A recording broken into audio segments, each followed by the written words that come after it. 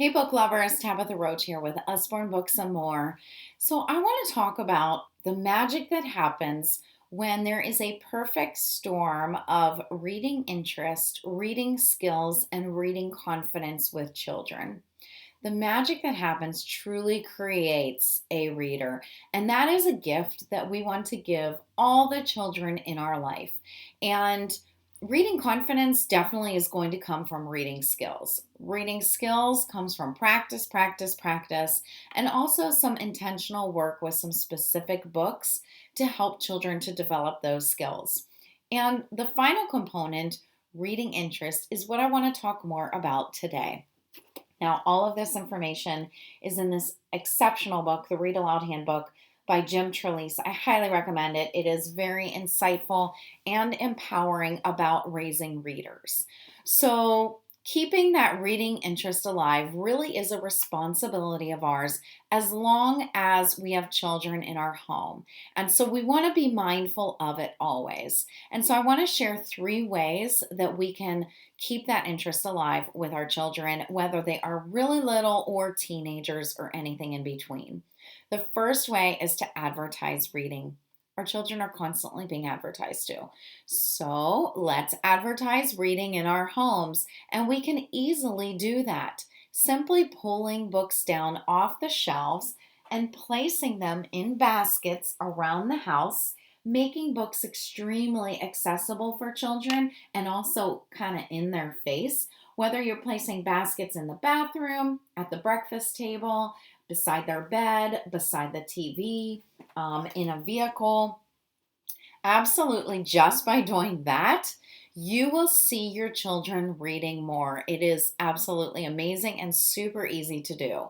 Another way to advertise reading in our homes is to prop books out so you see the covers of the books. I know when I used to take my children to the library when they were little and we'd be looking at the picture books, I always went straight to the picture books that were propped up on the bookshelves by the librarians because I would see the covers and they were so enticing. I just wanted to grab them. And it's just not the same feeling when you're looking at book bindings.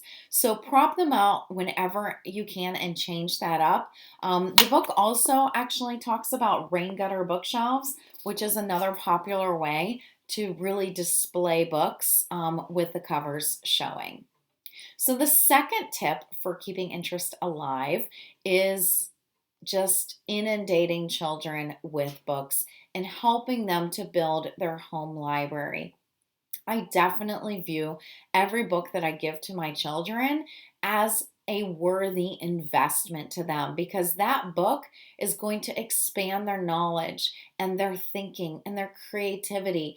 And I never know which book is going to be a turning point book for them, whether it helps them through something that they have going on or helps them to make sense of something around them or introduces them to a topic that they are so fascinated with and interested in that leads to more growth in that area in their future. I never know what those are. So I want to increase the likeliness of those moments as much as possible. So to me, absolutely, even if it's a $30 book, it is so worth the value of that gift that it gives to my children. So just completely surrounding children with books at all times. When you have a gift to give to children, definitely consider adding in a book because you are giving them an incredible gift beyond just those pages.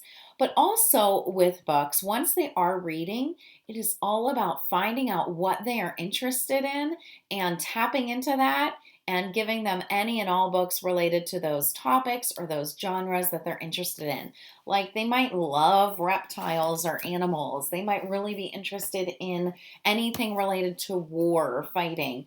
They might love fairies and mermaids or really funny, silly stories or nonstop, exciting, edge of your seat action books or incredible fantasy series. They might really be interested in learning more about the Greek myths or be total science junkies or absolutely fascinated with anything history. Whatever they're interested in, find great books related to those topics, and you will be doing your job of keeping that interest alive.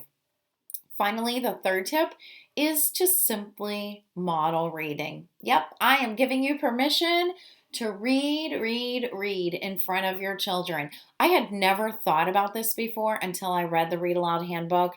And when I started reading in front of my children, it was like magic. I wouldn't say a word, and inevitably, there would be one or two or three of my kids coming in and picking up their own book and reading with me. They absolutely do model our behavior, sometimes behavior that we don't love them following our lead on. So let's give them a fantastic behavior to model.